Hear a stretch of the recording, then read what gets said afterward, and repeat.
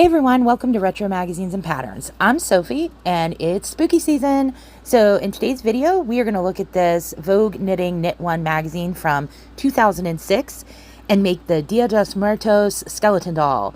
So we actually reviewed this magazine earlier this year, so I'll link that down below if you want to take a flip through the whole thing.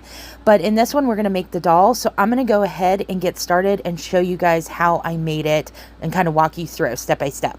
Okay, let's get started. Okay, so here's the doll. We're going to make the big one. They have 3 sizes, but I went ahead and I started the big one. You're just going to make 2 pieces, front and back. So I made the first one to kind of get a feel of how it's going to go. I will say that I found the pattern a little confusing in here, and I'll have the pattern at the back, so or I'm sorry, at the end of the video, so you guys can definitely go ahead and make one of these yourselves. But there might be some need for modification in here, or maybe I'm just reading it wrong, but there's a lot of room for interpretation in this pattern, so you know, just keep that in mind. My legs came out really long, and I don't think they were meant to be that long. So we're going to go ahead and we're going to cast on. I enjoyed the idea of this pattern. I thought it was a really fun way to kind of get in the festive spirit for the month of Halloween. So I just found some little facts about Dia de los Muertos, and I'm going to put them up on the screen there so you guys can just take a look if you're not super familiar with it. But it is a holiday that falls right around Halloween, and it's just a day of remembrance for those that have passed and are in the spirit world. So I'm just casting on here. We have, I believe it's 7 cast on stitches, and we're going to go ahead and we're starting from the top and working our way down. So we're going to start with the head and work our way all the way down to the feet. Okay, so I've got it cast on. I'm going to put my little sticky note over here. I'm not sure how you guys really keep track of your rows and things like that, but this particular pattern really required a lot of calculation. I'm going to pop it up real quick so you guys can kind of see what I mean. Again, the pattern will be at the end of the video in full, but I really found it easier to just kind of put a piece of paper and count them in my head, and that helped me to not have to stop after every row or lose track of where I was. So you're going to see me just using my little post-it note over there and keeping a tally of what I'm working with. So with the head, it's really just going to be some stockinette stitching with some increases and decreases. But it's fairly simple and straightforward. So if you are, even just the slightest bit proficient in knitting, this project isn't going to be very difficult. It really comes together with the finishing at the end, so I'm excited to show you guys that.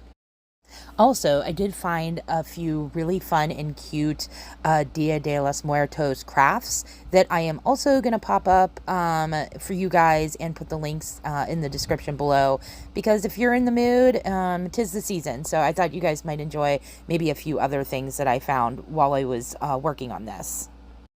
Okay, so here I'm working on a knit front and back. This is kind of my attempt to show you guys my knit front and back if you're not familiar with it. It's pretty simple stitch. I apologize for the camera work. I'm still working on getting a better camera to use for this kind of thing, but that's my little tutorial for the knit front and back. So again, like I said, this part is just going to be some increases. Then we get to the middle portion of the head, and then we start decreasing to get down to the neck. Okay, so I finished the head, and now the neck is done as well. The neck is just some stockinette stitching. So just trying to stretch it out here so you can get a good image of it. It does kind of curl up a little bit on you, but I guess that's to be expected.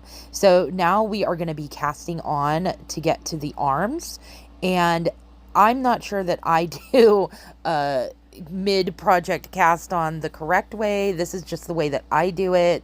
This is how my grandmother taught me. So I'm just like simply casting on the needed stitches for the arms, and then we're going to be working those back and forth and then casting off. So the arms are actually pretty simple once you get past putting these cast on stitches on the needles.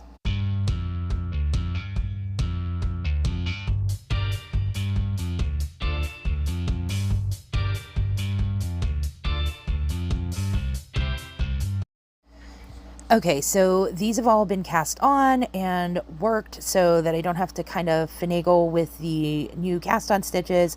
So now we're just going to be working the stockinette back and forth before casting them off. So I just kind of wanted to show you what it looked like on the needles. Okay, so I am finished with the arms at this point. I'm going to go ahead and cast off so you can see what it looks like. It kind of looks like it's ready to give you a big hug. So I have all my calculations over there on my little post-it note. So now it's time to do the cast off. So we're going to be casting off 13 stitches on each side, and then we will start working the body.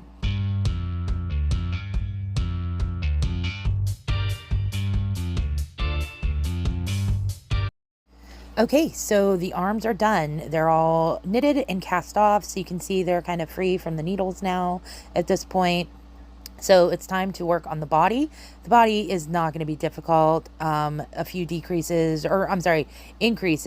and then we'll get ready to work on the legs. Again, like I stated earlier, there is some calculation involved. It is not a straightforward pattern as far as like telling you that you're going to be doing 4 rows of this. You've kind of got to figure it out a little bit. And I found that to be a little annoying while working on the pattern. I kind of just really wanted to knit this thing without stopping to count or calculate, but that's where we are with it. And it wasn't terribly difficult to figure out, but it does take a little brain work. So just going to get that body knitted up, and then we are going to work on the legs.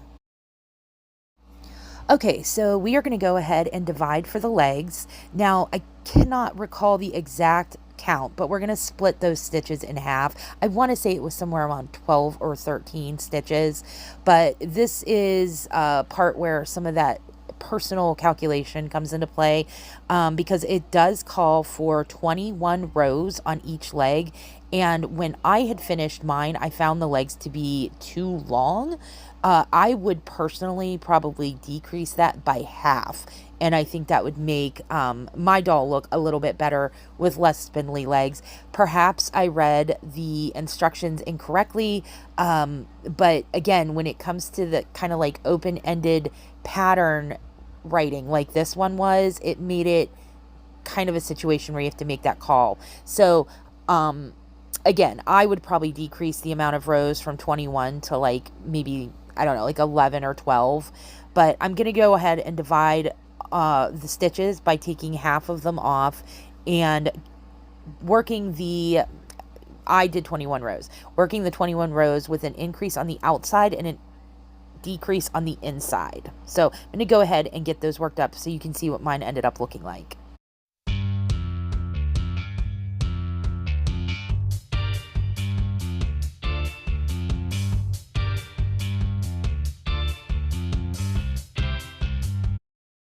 Okay, so I have finished both legs at this point, and as you can see, they are long and thin, but they are done. So both sides are done at this point. So now I think this part's really fun. This is the part where I get to do the embroidery, and I didn't think that I was going to enjoy this as much as I did, but I started with the duplicate stitch.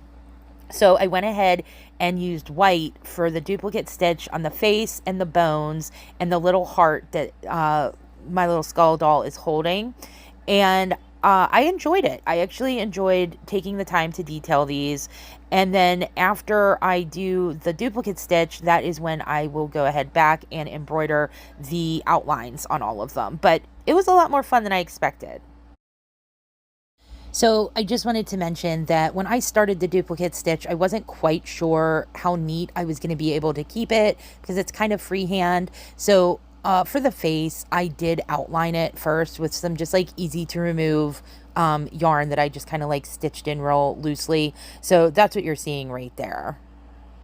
The duplicate stitch for all of the doll is freehand. There is no pattern, no graph for it. So you might want to utilize something like this if you have something more specific in mind. But I did find that once I got finished with the face, I was a lot more comfortable with just going in and duplicate stitching the bones, just following the picture and kind of doing a little bit of like math in my head, how many stitches this way and that. So there's a lot of different ways you can do it. But again, this is all personal and you're just going to be kind of freehanding it. So it leaves a lot of room for creativity.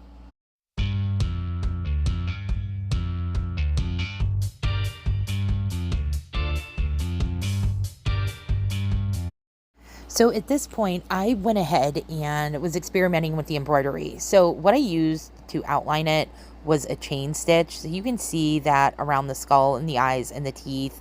And then I did go ahead and I just wanted to complete all of the duplicate stitching before I went back and finished the embroidery on the rest of the piece. You can see the back of my doll does not look neat. It's a little bit of a mess, but thank goodness we won't be seeing very much of that when it's all put together.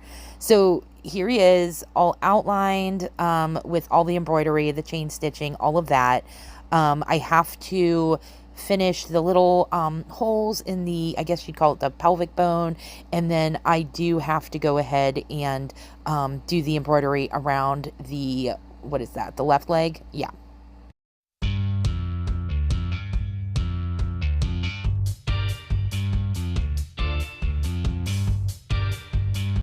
Okay, so the embroidery around all of the bones is complete with that chain stitch. So now I'm going to take just a little piece of black yarn and I'm going to go in and just stitch two little, like, I don't know, French knots, little dots, whatever you want to put, just to kind of like resemble the holes in that pelvic bone.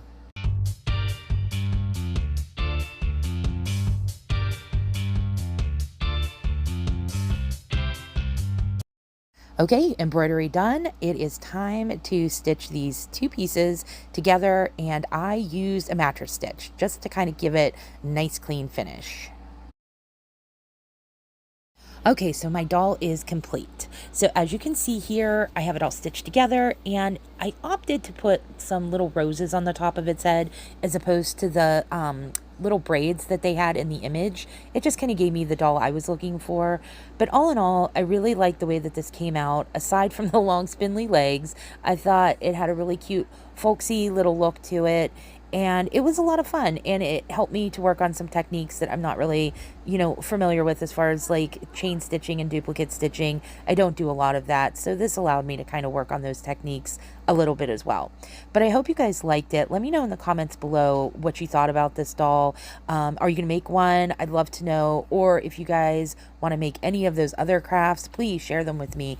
I think they're all really fun and cute, and I'd love to see some finished products. But until the next one, I hope I gave you guys lots of inspiration for upcoming spooky season, and I will see you guys in some upcoming videos that I have planned as well. Bye!